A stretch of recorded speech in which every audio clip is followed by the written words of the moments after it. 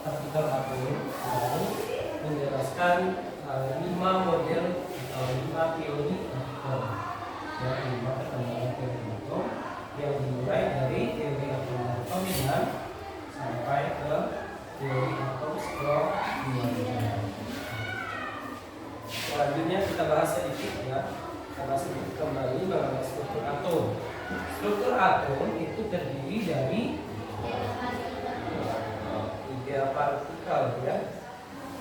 Ada namanya partikel proton atau yang bermuatan positif. Berada di atom. Selanjutnya partikel neutron yang bermuatan netral. Lalu berada di atom. Selanjutnya itu ada namanya elektron.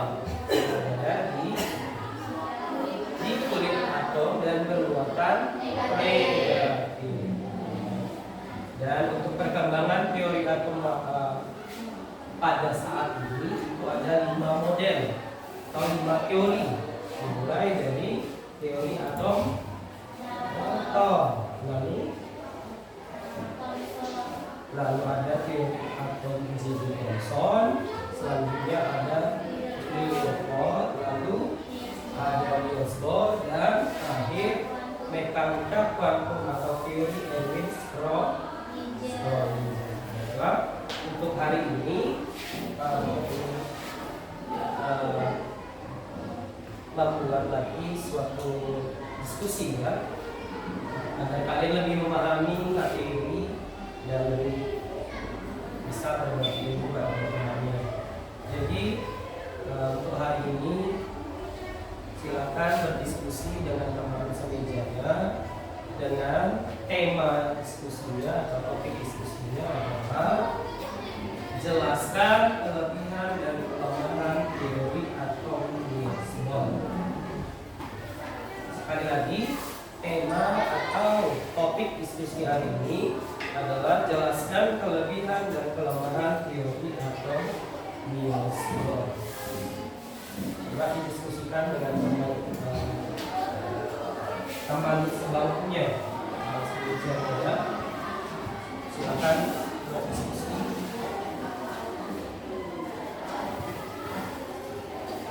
Boleh sambil dilihat itu catatannya yang telah kita pelajari sebelumnya.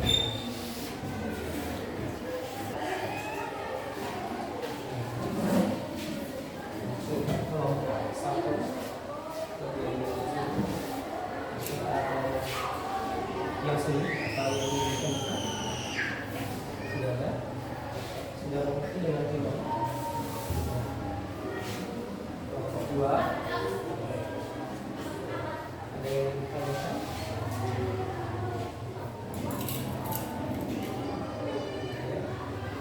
Sudah paham dengan tema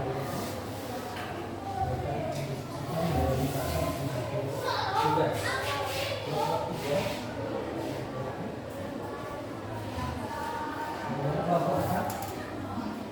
Paham dengan temanya?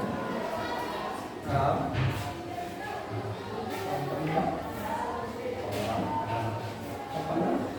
Ada yang bertanya?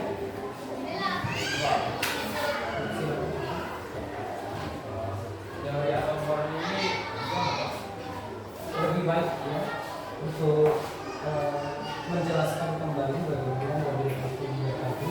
Lebih baik kamu menggunakan gambar teori gambar model atom.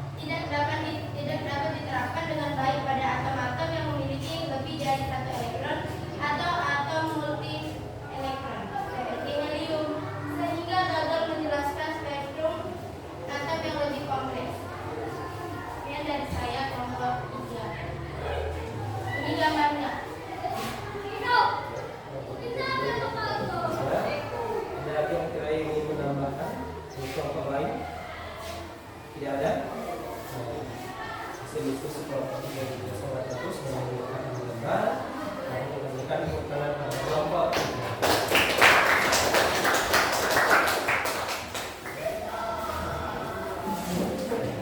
Baik, sekian dulu untuk presentasi kajian malam ini. Dan untuk hasil diskusinya supaya Bapak bisa mendengar, silakan dikumpul sebagai penilaian Bapak. Silakan dikumpul ke meja.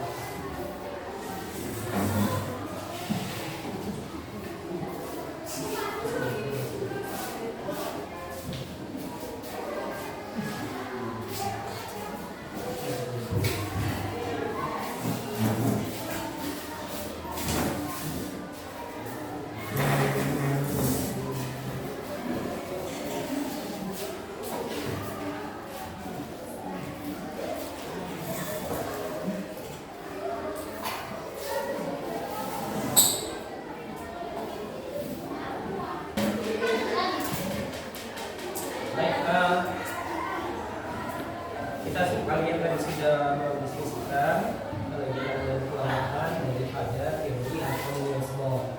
Jadi untuk kesimpulan pembelajaran kita ini adalah mana teori, setiap teori atau model atom yang telah disampaikan atau yang telah dikemukakan oleh para ilmuwan masih saja memiliki kelemahan masing-masing dalam teorinya. Sehingga pada saat ini yang paling digunakan atau yang selalu digunakan model atomnya itu adalah teori mekanika kuantum atau teori modern.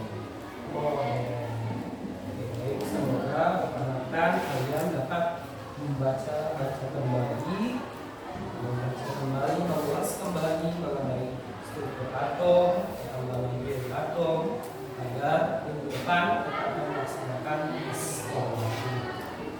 Baiklah, sampai di sini dulu pertemuan kita pada hari ini. Dan sebelum kalian keluar atau sebelum pulang, terlebih dahulu berdoa kembali, doa pulang yang dipimpin oleh Allah. Bahagia. Sebelum kita pulang, kita berdoa bersama yang kembali. Doa dimulai.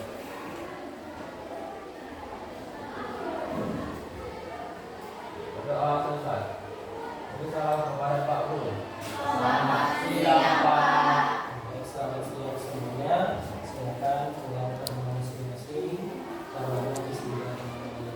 Selamat siang semuanya.